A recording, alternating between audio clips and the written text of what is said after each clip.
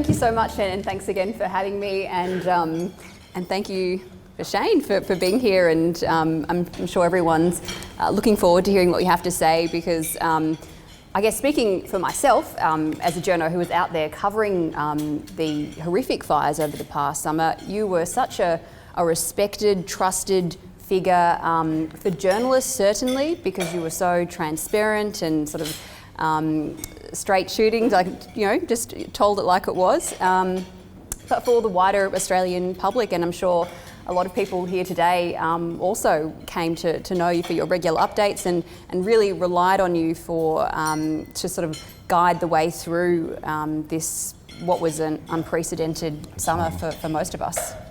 It sure was, and thank you, Nadia. I was doing my part in what was an extraordinary team, a team that was tested and challenged like it's never been tested before, and it was absolutely unprecedented for New South Wales to have fires of that scale, of that complexity, and of that magnitude that stretched from the Queensland border all the way down to the Victorian border. We've just never seen anything like it in the state of New South Wales.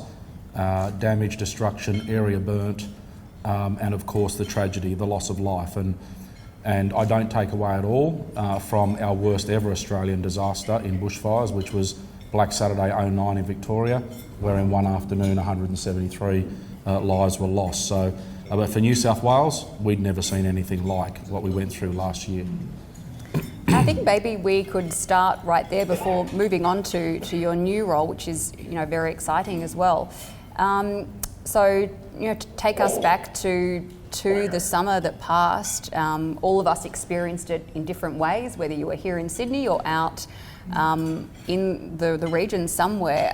Take us back to what it was like for you, and, you know, it's dealing with a crisis, not just a crisis for a day, but a 24-hour-a-day crisis for days, for weeks, for months. You know, what was it like for you? In a word, it was awful. And there's a couple of phrases you won't find me using in 2021, in 2020, or in 2021 for that matter. Number one is the Black Summer bushfires of New South Wales. We had communities on their knees, being impacted and affected, losing livestock, losing property, losing infrastructure, losing lives before we turned into summer in New South Wales. Summer just intensified and things got worse, and the concentration of damage was considerably greater in the southeastern quadrant of the state than it was in the northeastern quadrant of the state. The other phrase that I won't use is social distancing when it comes to the COVID-19 pandemic, and what I mean by that is I get the intent, I get the argument, but it's actually about physical distancing. It's actually about spatial separation, and more than ever now we need to be socially connected and inclusive and reaching out and looking out for each other, particularly given the compounding effects of impacts of what's happened over the last 18 months, a couple of years. But getting back to the beginning of the season, a lot of people didn't realise, but I took the longest holiday that I've ever taken in the month of July. My wife and I went on a 4-week holiday. We ducked over to the UK, and then in the final week of that holiday coming back, I started getting signals on my phone that it was really busy and particularly difficult up in the northeastern or the northern tablelands area of New South Wales. We were averaging over 1,000 fires a month during winter, June, July and August, and it only got worse as we headed into spring and then into summer. As a matter of fact, I'd already spoken to the government about the idea that I was going to leave the RFS ahead of the last fire season. When I got back from leave, I was going to finish up in August, let them recruit a new commissioner before the start of the season, and I was going to go and look for something else. But when I got back and seeing how busy it was and the outlook already, which was almost similar, albeit a little bit less concerning than the year before, we just didn't get the weather come together in the 18-19 fire season. And then I decided that it wasn't the right time to leave, it didn't feel right, and the government agreed with the idea of me staying on. As awful as the season was, I'm pleased I didn't leave, because as difficult as it was and how I was personally affected, I don't think I would have coped on the sideline watching the team that I'd been a part of for decades go through our worst ever season. But averaging over 1,000 fires a month during winter, it only intensified as we came into spring and summer. We started to see the dry lightning storms really deliver multiple fires at once across a very broad landscape area. We started seeing considerable damage and destruction up in the northern area. The first 2 lives were lost in October, 7 lives were then lost in November, 5 lives were lost in December, and then 12 lives were lost in January. 26 lives in total, including 7 firefighters. We lost the first 2 volunteers, Jeff and Andrew in southwest Sydney down at Buxton, when a tree fell across the road. They were driving down an 80-kilometre road. A burnt tree just fell down through the front windscreen of the truck, killing the 2 occupants in the front of the truck. On the 30th of December, we then lost Sam down near the Victorian border, just to the east of Albury. And again, in another extraordinary freak accident with a pyroconvective column that had been generated on the fire ground in relation to that fire, commonly known as the firestorm. That storm then generated localised weather. There was a big downdraft, or often it's referred to as a collapse. That's ultimately flipped over the truck that Sam was working on. They were working in a fairly benign area. They were in a paddock actually, putting out a few spot fires, but mainly getting some cattle out of the paddock into a safer area. And he was working on the back with a colleague. The truck was flipped over, landed on its roof. It wasn't rolled over, it was picked up and flipped over. So the winds were described as cyclonic by the crews on the ground. Its truck was flipped over. Sam was killed in the crush. Another fella that was in there, I still to this day don't know how he got out. I had a look at the accident scene. You could barely pull a helmet out from underneath the car. I spoke to him, underneath the crew cab area. I spoke to him and said, I still don't know how you got out of there. He said, neither do I, but staying in there wasn't an option, that's all I'll say. So the motivation was quite extraordinary. And then as it turns out on the 31st, we didn't know it at the time, but another volunteer, Cole, down a little place called Ballowra up in the back of the ranges on the south coast there, along with his colleagues, were dealing with the local community. They were protecting stuff in the valley. Community members made their way back to the fire station where they said that the fireys would come back and protect them. Cole was on his way back to the fire station, never made it. They found him the following day. His vehicle had overturned on a bend and he was incinerated inside the vehicle. So we don't really know what happened, but he died in that process. And then when we didn't think it could get any worse, as we headed into January, then on the 23rd of January, not far from Cooma, we saw Bomber 134, the large Hercules water bombing plane, crash down there in the paddock, killing all 3 crew on board. Rick, Ian and Paul all died in that impact. So it was truly awful is the only word I can say, and I don't mean to be insensitive or disrespectful to all the other lives lost. Every statistic, every house lost, every livestock, every fence, every bit of machinery, every bit of equipment, every outbuilding, every community facility. Whenever you go to those towns, whenever you go to those areas, there are people attached to it. And so too are there people attached to the lives that were lost from the north coast on the northern tablelands all the way down to southeastern New South Wales. So it was awful in a word, Nadia. There's no doubt about it. And I mean, what sort of impact did that have on you personally? It must have been profound to see your team, who not only did they respect you so much, but you respected them so much, and had been bringing them through this crisis, and to see this happen. Yeah, how did it affect you, Shane? Look, it's interesting getting out and talking to people in the community or with the firefighters. As much as people say I helped get them through, there is no doubt in my mind that they helped get me through. Days turned into weeks, weeks turned into months, and in so many ways it was a blur. It was just one after the other after the other. The outlook was just, tedious. The next 3 months, above average temperatures, below average rainfall. There's no meaningful signs for moisture, etc., etc.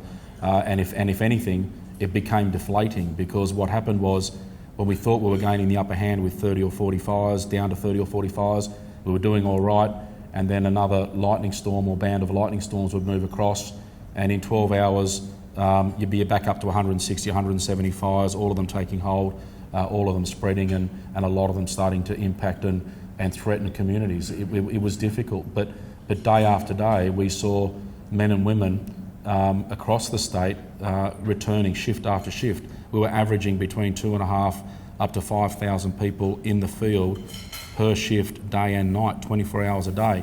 That was an enormous undertaking, and that resulted also in teams from every state and territory of Australia, from New Zealand, from the United States, from Canada. Just under 6,500 personnel came into New South Wales to assist in that extraordinary firefighting and logistics effort with police and emergency services.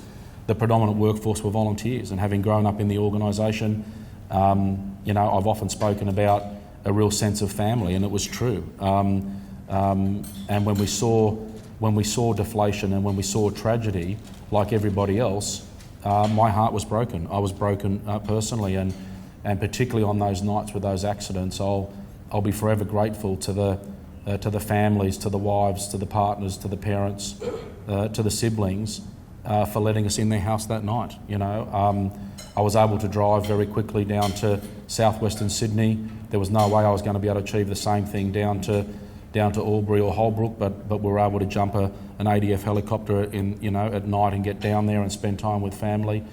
And there will be forever, in my mind, something very sacred and very special, albeit it's what would have to be the most difficult, confronting thing I've ever done in my career, is to go into people's homes to discuss the fact that the person most precious to them isn't coming home, and we don't know the full details about what's happened.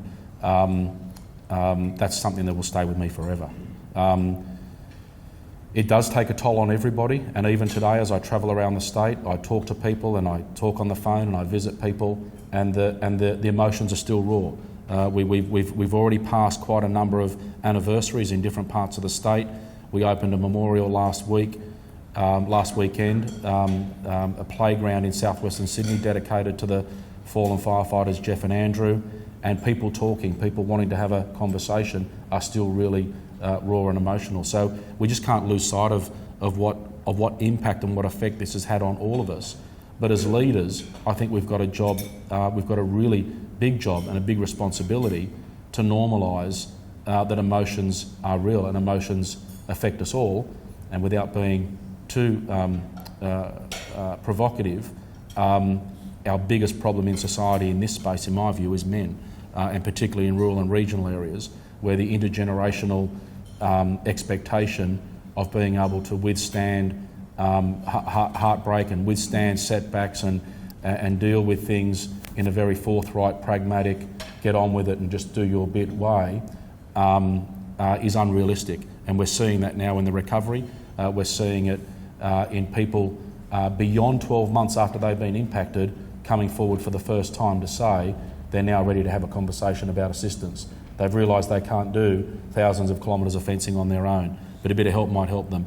They realise they can't repair the yards and get on top of weeds and other things, and getting a bit of help is really important. And one of the most concerning phone calls I had in the last couple of months was on the way home one night, talking to an old colleague in the RFS, and we were reflecting on a pretty difficult situation during the season, and it was an emotional conversation, but he ended up indicating to me that he'd gone and got some help as per the advice of one of our previous conversations, and it had made a big difference to him. It was helping him with his wife, with the kids. It was also helping him at work and with volunteers and that sort of thing.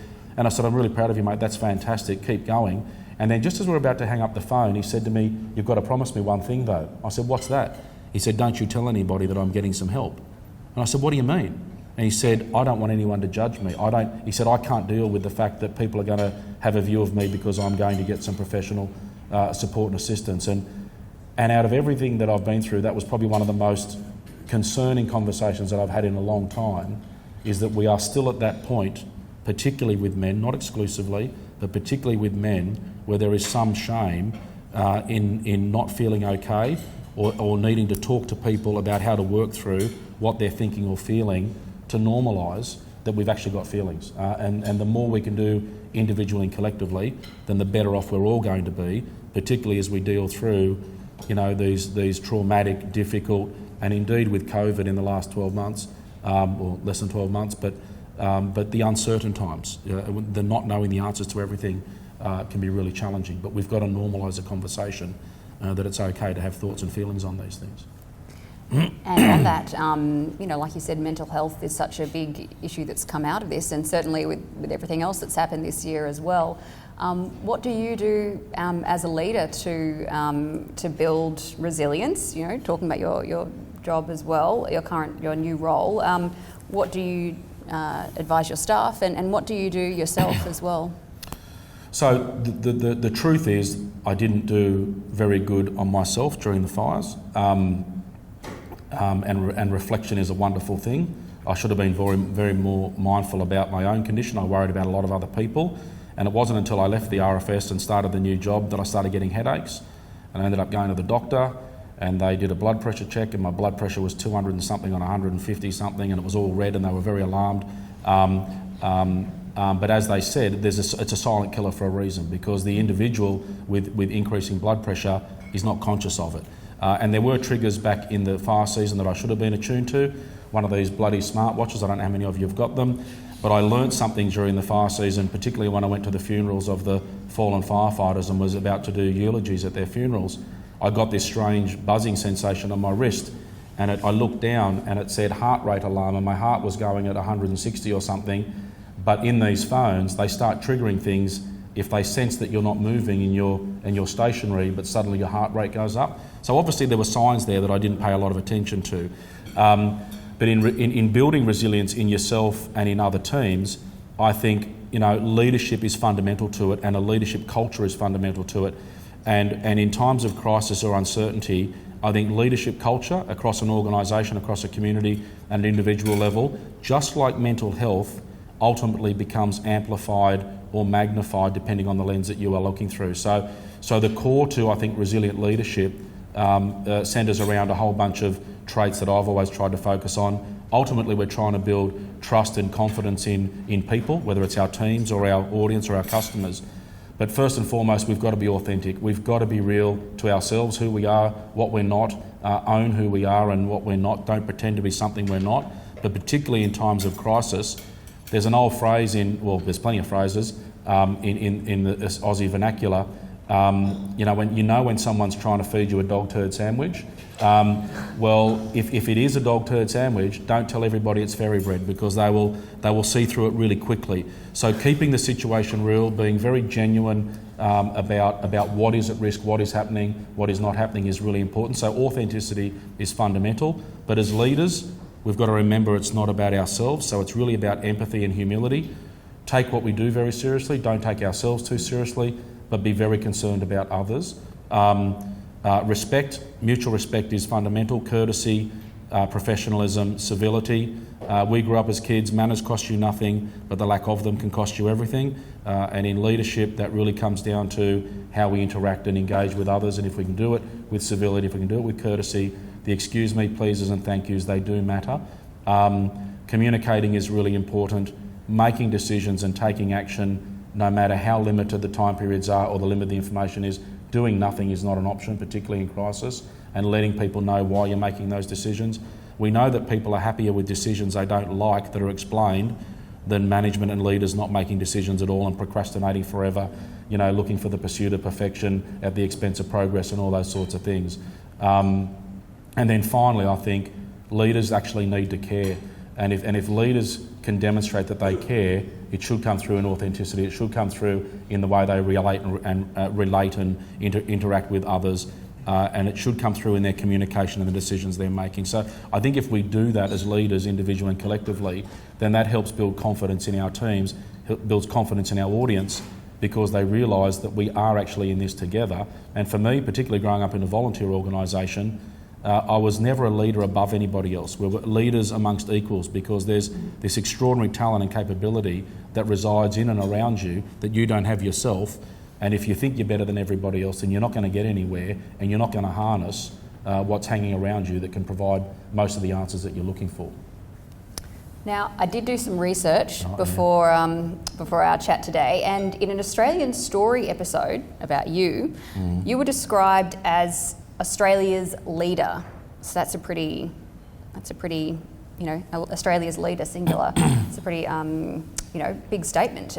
Because of that central role in the summer's bushfires, you had such an impact on this country.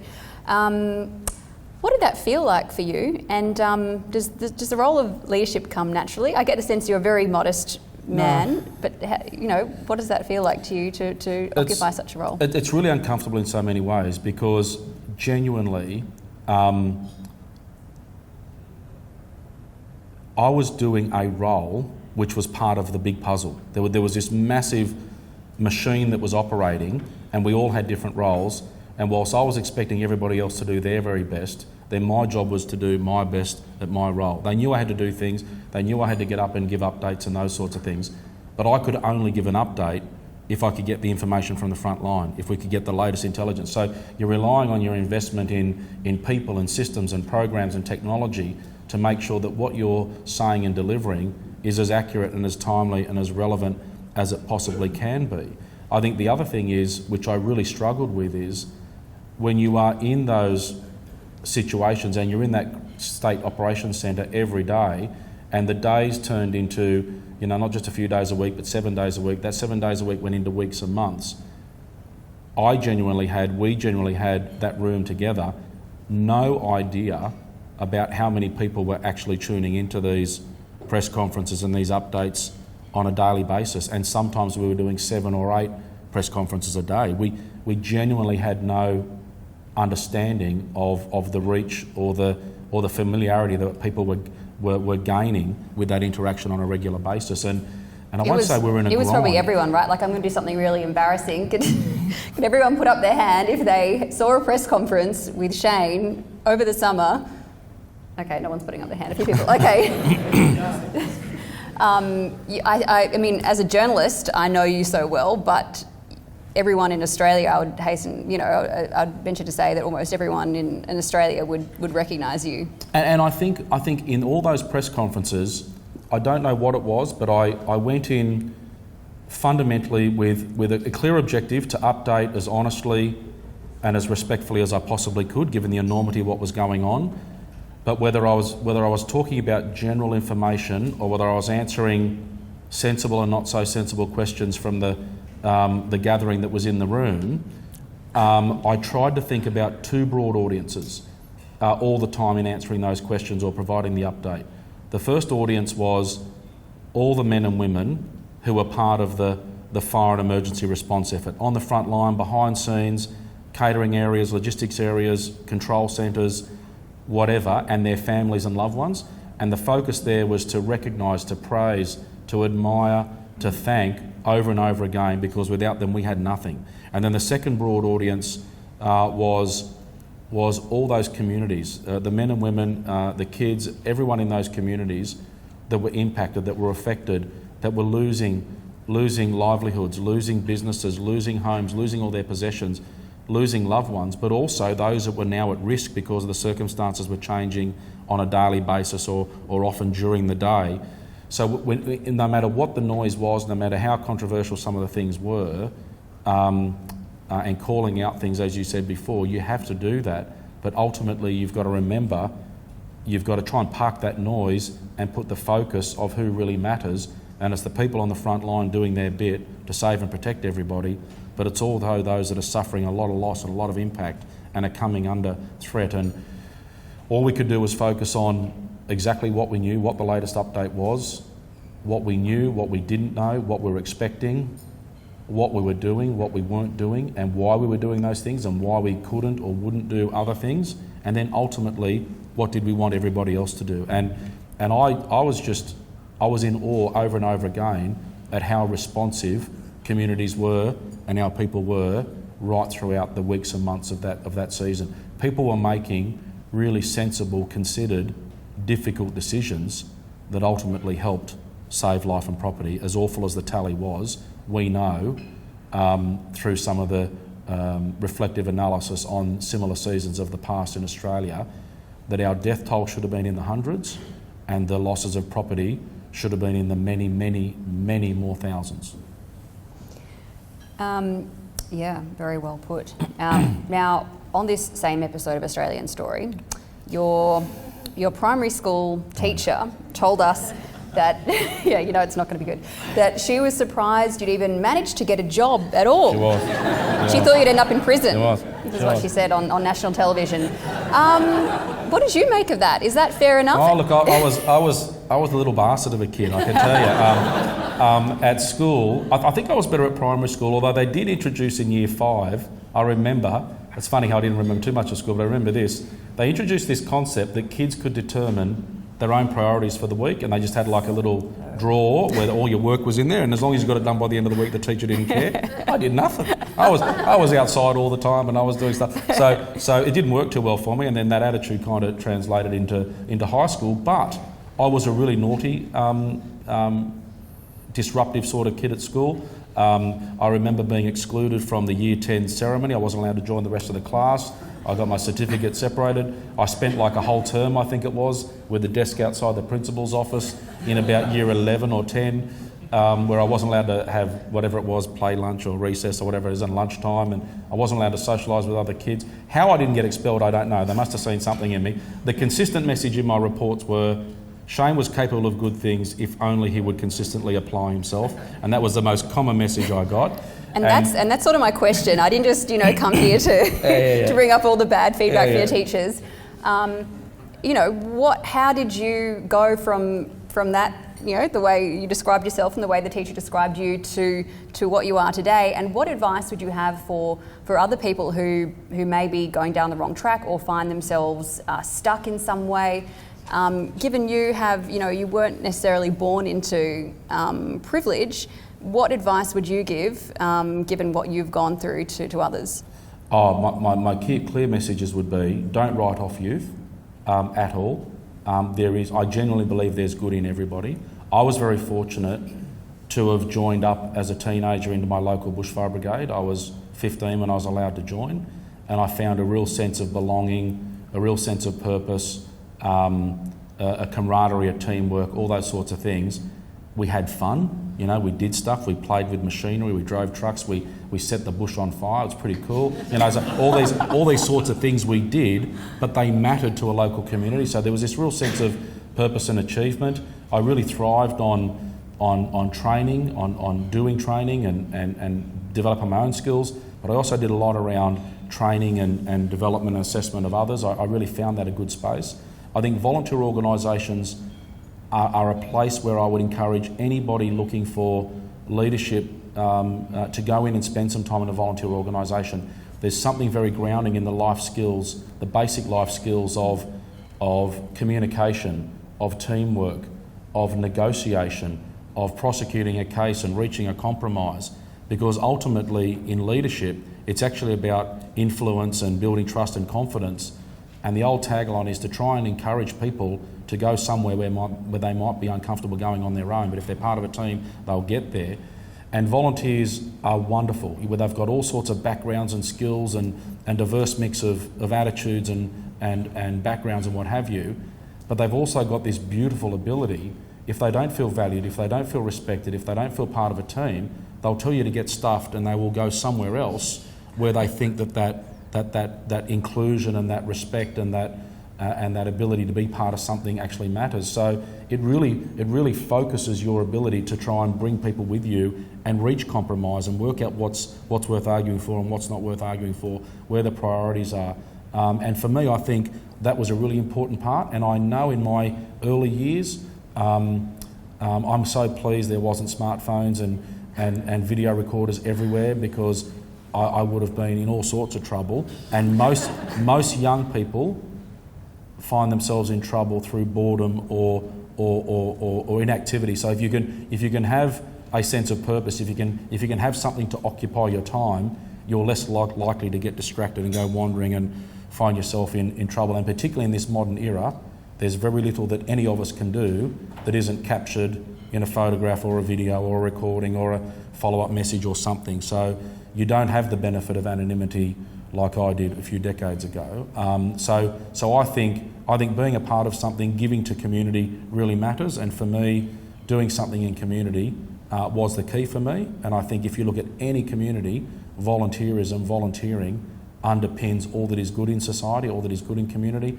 And it is the thread that ties the social fabric together in everything. And whilst I've been very much a part of fire and emergency services, you think about anything from care, caring of people in the home, or care to nursing homes and facilities and hospitals, education, PNCs and parents and volunteers at schools, sports. You wouldn't be able to run sport in this country if we didn't have volunteers, land care and environmental groups. It just goes on and on and on. If there's something good that's happening in your community, I'm willing to bet it's underpinned by volunteers. So, find a purpose. Absolutely. Give Be back. part of something. Give people second chances, like yourself. Absolutely. Okay. I want to talk a bit about your new role, because as we heard, you stepped down from 35 years at the RFS at the helm. Tell me, what is your new role? What does it involve? How did it all come about? And also, what was it like leaving a company after an organisation after 35 years? Oh, it was the toughest career decision I've ever made. But I never wanted to be that person that outstayed my relevance or welcome in a role. I've always tried to move around and do a few things. And I thought after being there 10 years, it was time to move for the benefit of the organisation and for the benefit of myself. Did I mention that I was going to leave earlier on? Yeah. I think I did. Okay. So midway through the year, when they talked about setting up the new organisation, it was because of the extraordinary damage and destruction like we've never seen before. The government realised there would have to be a recovery and rebuilding effort like we've never had before in the state. So they wanted to reprofile the organisation. And they talked about establishing a new organisation around disaster management and disaster and emergency management and recovery. And I said that'd be great. As it got close to the announcement, they called it Resilience New South Wales. And I said, well, no, what's this bloody resilience word? No one's going to relate to resilience. I was having this conversation with the Premier and the Minister and the head of the public service. And I said, Shane, no, we want it to be more than just the disasters and everything. We want to start building resilience in communities. And I said, well, no one's going to know what that means. And anyway, so in the first few months, I learned very quickly that everybody's got a view on resilience. It means a very similar thing but slightly nuanced to different people. And I learned there was a lot of government departments that said they had really big resilience challenges, and now that there's a new agency, they're happy to offload all their issues. It's been 6 months. The three big priorities that I was given from day one were recovery, and that remains our absolute focus and priority given the enormity of what's gone on and the compounding effects of droughts, bushfires, floods and COVID, and many communities affected by all four. That still remains our primary focus, and there's over $4 billion in bushfire recovery work alone going on around New South Wales. But at the same time, understanding what resilience means, and ultimately it is a new organisation, an executive agency in Premier and Cabinet. It will have reach and coordination across all the clusters and departments of the New South Wales Government. It will also connect down through with local governments in particular and local communities, but also business, industry, charitable organisations, not-for-profit, so on and so forth, and also be the conduit back to the Commonwealth and the federal government to start looking at policy frameworks and constructs to make sure we are factoring in resilience or risk to investments into strategy to ameliorate the impact and likelihood of disasters or impacts onto local communities. What does that all mean? Well, the better we can get into local communities and say, what are we vulnerable to, what are we susceptible to, because the research shows us over and over again, even people living in really high-risk areas like bushfires don't personalise that risk and often don't do very much about it. Should be right, mate, it won't happen to me. Good old phrase in Australia. Should be right, mate, won't happen to me doesn't cut it when it comes to disasters and big disruptions. And the last 18 months has really shown how vulnerable we all are. So what sort of process are we going to take to go local community by local community, probably local governments, collections of local governments, some sort of risk planning framework of consistent methodology to say, here's what we're most vulnerable or susceptible to, whether it's natural disasters, whether it's reliance or absence of critical infrastructure, whatever it is. Okay, what does that mean? What are the things we can do to low cost, no cost, right through to significant investments that can better prepare that community or limit the impact or likelihood, mitigate and seek to prevent as much as possible the impacts and disruptions, deal with whatever happens as best we can, but then ready ourselves for the recovery and rebuilding out the other side, but taking the opportunity in that recovery and rebuilding for betterment investment. Historically, we've talked about betterment, but we haven't been good at delivering on it, and we're talking at the table. The classic example is timber bridges across New South Wales. They will burn out in bushfires, we know that, and yet we build a timber bridge back in its place and then wonder why it burns out in a decade's time or whatever it is. And moreover, in a lot of those communities, the timber bridge is really low lying. Wouldn't it be good if it was half a metre higher or a metre higher? Because the bigger problem in that community usually is regular floods or something that isolate them or stop them getting through or whatever.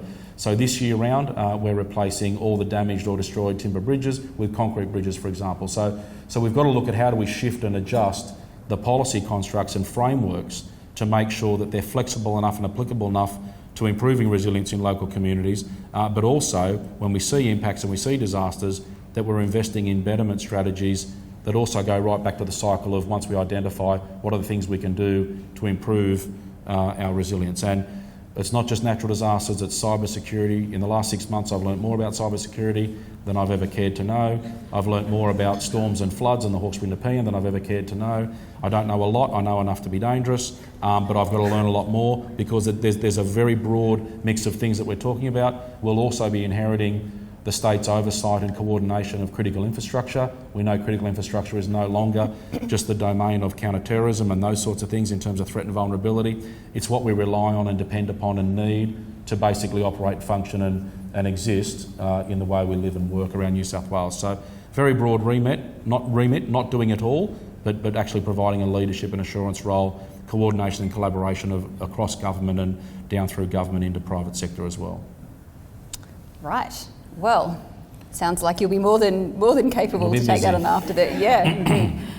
We will wrap things up soon and then open up the floor to everyone to ask any questions, any burning questions you might have for Shane. But just last question from me in terms of, going right round the circle back to the fires themselves. What lessons can we learn from the past summer's bushfires, and what can we expect from the coming fire season ahead? What should people here in Sydney or in the regions need? What should we be prepared for?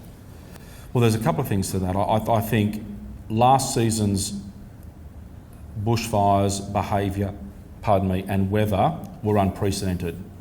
But the key message now is they're no longer unprecedented. So the signal out of last season shows an ominous sign that is what we can expect to be the new extreme going forward. So we've got to start resetting and recasting our mindsets and our thinking about what to expect in the future. That's the longer future. What I would say out of this season though is, in the intervening period since January, February last year when the weather system broke, we've seen some wonderful rain right across New South Wales, right across other parts of Australia. In many cases there's been some really good drought-breaking rain, and there's a buoyancy and an optimism across rural New South Wales like we haven't seen for a long, long time. The prospects for agriculture and production are fantastic. Having said that, leading into last season, the drought was so bad there was nothing to burn west of the Great Dividing Range, so the only good thing in a drought was there was no fire risk for about 2/3 of the state. This year, with the fine fuels, the grassland fuels and all the crops and whatever that we've got across pretty much everywhere around New South Wales. I took a trip out to Broken Hill recently and it's even looking pretty good all the way out into the far west. But there's an elevated risk of fires in grasslands and cropping areas as we come into this season. We've already seen, just with the hot spell of weather a few weeks ago, the Rural Fire Service dealing with a number of fires across those areas, and with production rates looking so good, talking to farmers just in the last few weeks, and we're talking about around the table. The state projections just a little while ago were, instead of 3-4 million tonnes of grain out of the state in recent years, they're looking at 12 million plus out of the state.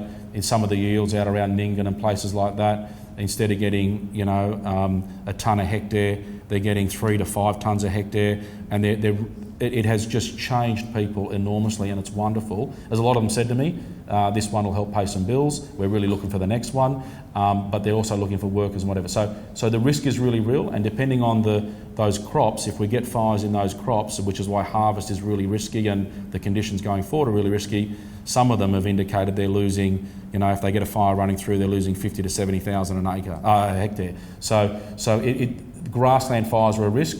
The forested country is probably a pretty normal fire season, but the La Nina pattern and other climate drivers around the country are signalling a wetter than normal season. So the next 3 months they're still signalling warmer than normal, wetter than normal, which is great for growing conditions. But we've got the real prospect of riverine flooding inland, and we've also got the chance for coastal flooding and east coast lows and those sorts of things that could bring heavy deluges. And given that Warragamba has gone from 40-odd%, around January this year, now it's brimming over at 100% and being dropped down a few percentage. If we get another rain event like February, we've got some really serious implications in the northwest of Sydney through the Hawkesbury and Nepean. So there's lots of examples, but it is dominated by a La Nina pattern, which is certainly better than what we saw leading into last year. Thank you so much, Shane, and thank you all for listening in and participating in the discussion. It's been so delightful to speak with you and to hear all your valuable insights about last summer, this summer, everything in between. Thank you so much. I've been told to tell you to enjoy your dessert, stick around because there's some sort of raffle or something exciting happening soon, and thank you so much for coming and listening in. Thanks, Nadia.